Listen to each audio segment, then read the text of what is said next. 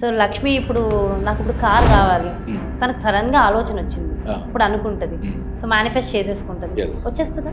ఈ mind, sub conscious mind, ఒరే పిచ్చేదవా నువ్వు BMW ఎప్పుడు కొంటావురా అందంటే నువ్వు అయిపోయినట్టే. అంటే అసలు మా money power, law of attraction back ఉన్న సైంటిఫిక్ రీజనింగ్ ఎవరు కూడా ఎక్స్ప్లెయిన్ చేయట్లా. అసలు ఆ టాపిక్ వద్దాం గురుగారు, అదే పెద్ద సబ్జెక్ట్, అది మాట్లాడాల్సిందే ఖచ్చితంగా. ఎగ్జాక్ట్లీ. అంటే ఎందుకు తీసుకున్నాం మీడియంని మనం? ఓకే, అది చెప్పాలి. మనం మెడిటేషన్ చేయమంటున్నాం, మనీ రావడానికి మెడిటేషన్ సంబంధం ఏంటి? సపోజ్ ఇప్పటికిప్పుడు నాకు 5 lakhs కావాలి, అప్పుడు నేను అనుకుందా నాకు అయ్యింది, ఇప్పటికిప్పుడు నాకు ఒక 5 lakhs కావాలంటే కూడా తక్కువ మన అయ్యేలాగా కూడా అలాంటివి ఏమైనా ఉంటాయా? ఇక్కడ గ్రీన్ కలర్ పెన్తో రాస్తున్నాం. Why green colour? మీకు గ్రీన్ అనగానే ఏం గుర్తొస్తుంది? అమెజాన్లో చూసారు, అక్కడ దొరకలేదు, డిమార్ట్లో దొరికినాయి, డిమార్ట్లో పరిగెత్తుకుని వెళ్ళి డిమార్ట్ కొనే, డిమార్ట్ మొత్తం ఖాళీ. Hi hello, welcome to talk show with Jahnavi. నేను మీ జాహ్నవి. ప్రతి ఒక్క మనిషికి రెగ్యులర్ లైఫ్ స్టైల్లో ఇంపార్టెంట్ థింగ్ ఒకటి ఉంటుంది, అదే మనీ. చాలా చాలా ముఖ్యం. బండికి పెట్రోల్ ఎంత ముఖ్యమో మనిషికి డబ్బు అంత ఇంపార్టెంట్. అందుకే అంటారు పెద్దలు, ధనం మూలం ఇదం జగత్ అని. మరి ఎందుకు ఇదంతా చెప్తున్నా అనుకోవద్దు, మనీ చాలా చాలా ఇంపార్టెంట్.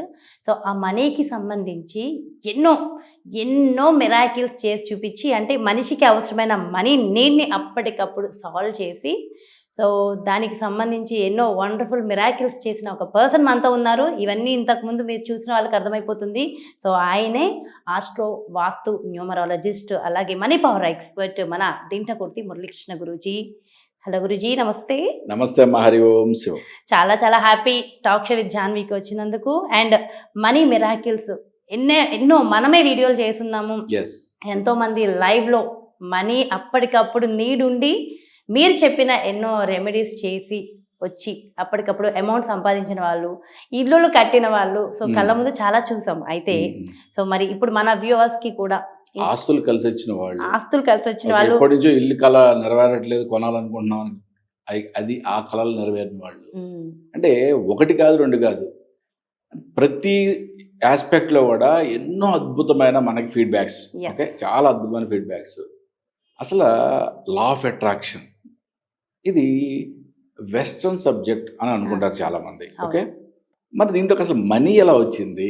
ఓకే, క్యాథరిన్ పాండర్ అనే ఒక ఆథర్ ఒక బుక్ రాశారు, the dynamic law of prosperity అని. ఓకే, అంటే లా ఆఫ్ అట్రాక్షన్ బేస్ చేసుకొని మనం మనీని ఎలా అట్రాక్ట్ చేయాలి అనేది ఆవిడ ఒక బుక్ రాశారు. అక్కడి నుంచి విపరీతంగా ఈ లా ఆఫ్ అట్రాక్షన్ అనేది బాగా ప్రాచుర్యంలోకి వచ్చేసింది. ఓకే, అందరూ అనుకుంటారు ఓకే ఇదంతా western culture, law of attraction అన్ని ఇంగ్లీష్లో మాట్లాడితే మరి ఇదంతా కూడా సబ్జెక్ట్ అంతా కూడా ఎక్కడి నుంచి వచ్చేసింది. మనకేంటంటే మన ఇండియన్స్కి ఉన్న జబ్బే అనుకుందాం. ఓకే, మన సనాతన ధర్మం మీద నమ్మకం కన్నా కూడా అది ఏ జర్మనీ నుంచో ఏ అమెరికా నుంచో మనకి గనక ఇంపోర్ట్ అయితే మనకి చాలా డిమాండ్ వేరే, ఇంట్రెస్ట్ వేరే ఉంటుంది. మరి ఈ సబ్జెక్ట్కి మూలం ఎక్కడ అని మీరు ఈ సబ్జెక్ట్ గురించి మీకు తెలిసిన వాళ్ళు ఎవరైనా సరే ఛాలెంజ్ చేసి చెప్తున్నాను, ఈ సబ్జెక్ట్కి మూలం భగవద్గీత. భగవద్గీతలో శ్రీకృష్ణుడు చెప్పిన 17వ అధ్యాయం 3వ శ్లోకం, సత్వానురూప సర్వస్య శ్రద్ధా భవతి భారత, శ్రద్ధామయోయం పురుషోయో యసద స ఏవ సహా. అంటే నువ్వు ఏది అవ్వాలి అనుకుంటావో అదే అయి తీరుతావు అని శ్రీకృష్ణుడు చాలా క్లియర్గా వివరించి చెప్పాడు. మీరు ఏ మహానుభావుల యొక్క బయోగ్రఫీ అని తీయండి, వాళ్ళు ఇచ్చిన మేజర్ కొటేషన్స్ ఎక్కడైనా చూడండి, నీ ఆలోచన విధానం ఎలా ఉంటే నువ్వు అదే విధంగా అయి తీరుతావు అని చెప్పారు బుద్ధుడు. మహాత్మా గాంధీ, ఓకే, ఆయన అంటే నువ్వు ఏదైతే మేనిఫెస్టేషన్ చేస్తావు, అంటే ఎప్పుడు తరచుగా నువ్వు దేని గురించి అయితే తలుచుకుంటావు అవే నీ యొక్క ప్రవర్తనగా మారుతుంది అన్నారు ఆయన. అంటే ఇట్లా మహానుభావుల యొక్క జీవ చరిత్రలన్నీ కూడా ఎక్కడ మీరు చదివినా కూడా చాలా అద్భుతమైన కొటేషన్స్ అన్నీ కూడా ఈ లా ఆఫ్ అట్రాక్షన్కి రిలేటెడ్గానే ఉంటాయి. సో ఇవన్నీ తరతరాల నుంచి వస్తున్నప్పటికీ లా ఆఫ్ అట్రాక్షన్, మేనిఫెస్టేషన్ అన్న కొత్త పదాలు మాత్రం ఈ మధ్య కాలంలో వచ్చినవి, అంటే దాని తెలుగులో మాట్లాడితే ఆకర్షణ సిద్ధాంతం. ఆకర్షణ సిద్ధాంతం అనగానే ఇది ఏముంది అని అనుకుంటాం, అంతే కదా. అది లా ఆఫ్ అట్రాక్షన్ అంటే చాలా బాగుంది, ఇంగ్లీష్లో మాట్లాడాం కాబట్టి. ఓకే, ఏదేమైనా కానీ సబ్జెక్ట్ ఇప్పుడు నాకు ఎన్ని రకాల సబ్జెక్టులు తెలుసండి, ఆస్ట్రాలజీ, వాస్తు, Yes. న్యూమరాలజీ, పామిస్ట్రీ, జెమాలజీ యొక్క బ్రహ్మ విద్యలైన 5 విద్యలు తెలుసు. అవును. దీంతో పాటుగా లా ఆఫ్ అట్రాక్షన్ అనే సబ్జెక్ట్ తెలుసు. మరి నాకు వీటిల్లో బాగా ఇష్టమైన సబ్జెక్ట్ ఏది? బాగా ఇష్టమైన సబ్జెక్టు నాకు లా ఆఫ్ అట్రాక్షన్. ఎందుకంటే మనిషి ఎటువంటి డబ్బు లేదు, మన దగ్గరికి వచ్చాడు సహాయం కోసం. అతన్ని నువ్వు ఏ సబ్జెక్ట్ అని తీసుకో, ఆస్ట్రాలజీ తీసుకో, న్యూమరాలజీ తీసుకో, లేదా వాస్తు తీసుకో, జమాలజీ తీసుకో, ఏదైనా సరే ఏ పరిహారం చెప్పినా డబ్బుతో ముడిపడి ఉంటుందా? ఉంటుంది. అదే కదా కావాల్సింది. మరి లా ఆఫ్ అట్రాక్షన్కి నో కదా.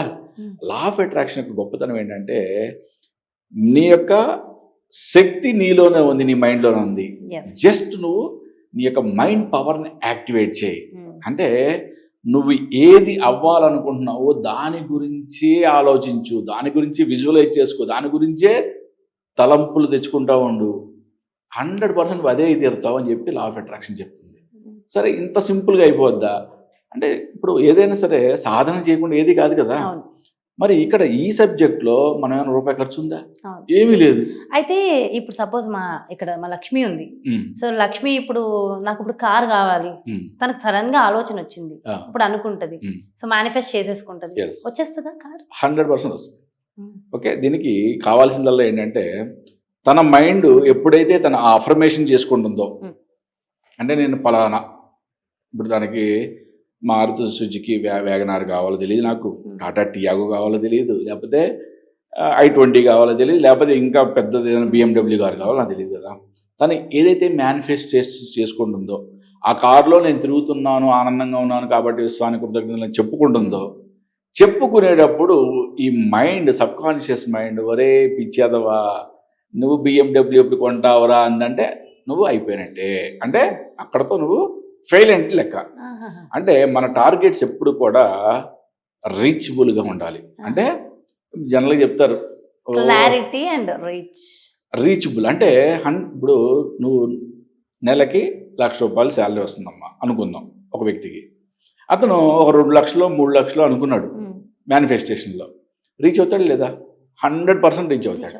ఓకే, ఛాలెంజ్ చేసి చెప్తున్నాను నేను. ఓకే, అదే కనుక అదే వ్యక్తి ఒకేసారి నాకు ₹1,00,00,000 నెలకు ₹1,00,00,000 ఆదాయం వస్తుంది అని చెప్పి మేనిఫెస్టేషన్ చేసుకున్నాడు.